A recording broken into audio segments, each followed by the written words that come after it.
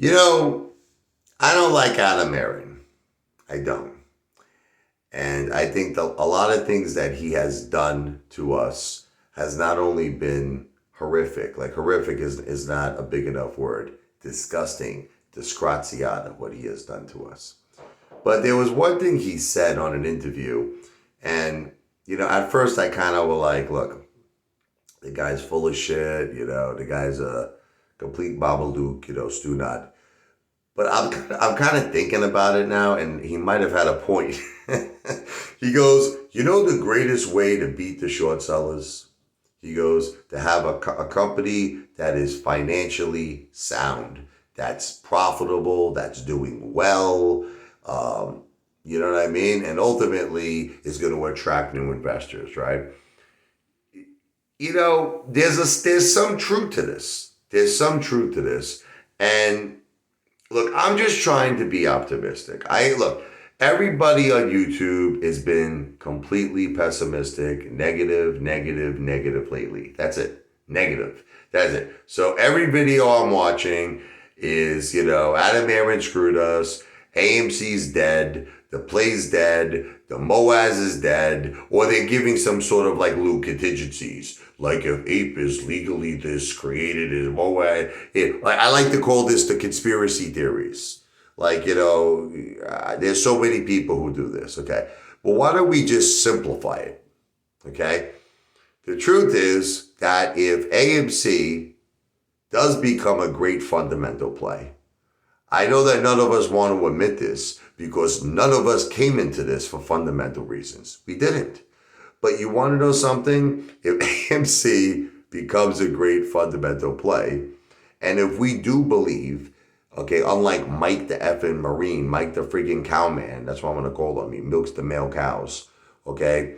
He doesn't believe that there are, I don't know. He said that if we believe there are billions of synthetics at AMC, we're all kidding ourselves now. I believe there might be trillions. Okay, again, listen, it's not financial advice. I'm not a financial planner. It's for entertainment purposes only. But I believe there is an insane, ridiculous amount of synthetics. The SEC doesn't even require Citadel or any short seller to disclose their synthetic holdings. So as far as we know, they could be using an unlimited friggin' boatload amount of friggin' phantom shares in synthetics. But to some degree, Adam Aaron has a point, as much as I hate that motherfucker. Excuse me. If AMC could pay off its debts, become financially sound, 30 to 40% or more people, moviegoers, are going to start going to the movies.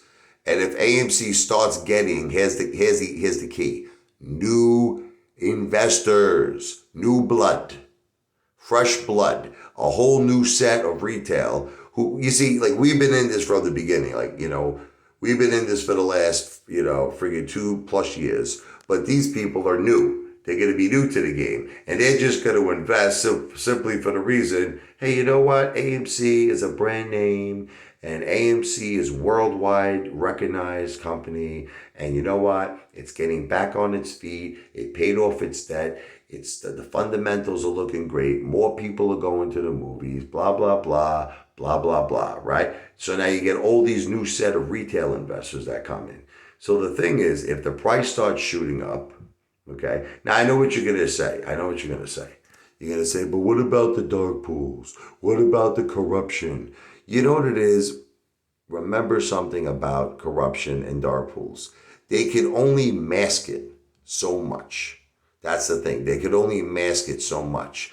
Well, if AMC starts getting good news and catalysts, you know what I mean? And that's what Adam Aaron really needs to work on.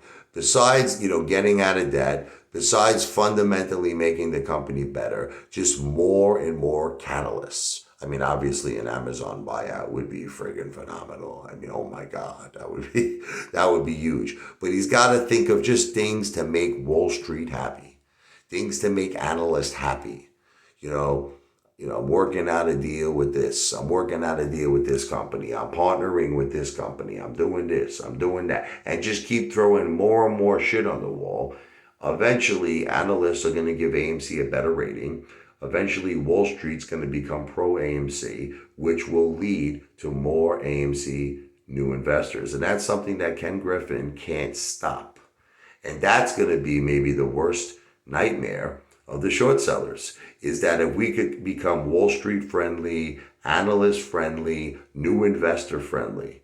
So if I was Adam Aaron, that's what I would be doing right now. Besides, not just focusing on lowering the debt, not just making AMC fundamentally better, but just trying to think of, like the popcorn idea wasn't such a bad idea. You know what I mean? But think of more ideas that he could brand with AMC. More ideas, not just popcorn. Why can't we have AMC anything? Hot dogs, AMC nachos and cheese, AMC pretzel bites, AMC soda. I mean, why and why not see if you could do some sort of a public offering using the brand name and the power of AMC to raise tremendous amounts of money to get into all of these ventures. And not just even, movies. Come up with different ideas. Maybe, it could be games even. You know what I mean? It could be like, my kids play these games, right? Where there's this one particular game where it's like you build your own skyscraper. Well, how about something like you build your own movie theater, and like you're the boss of the movie, like some sort of a game for kids, AMC, and which movies do you want to pick? I'm just saying it's limitless. You could use the brand name of AMC so many ways.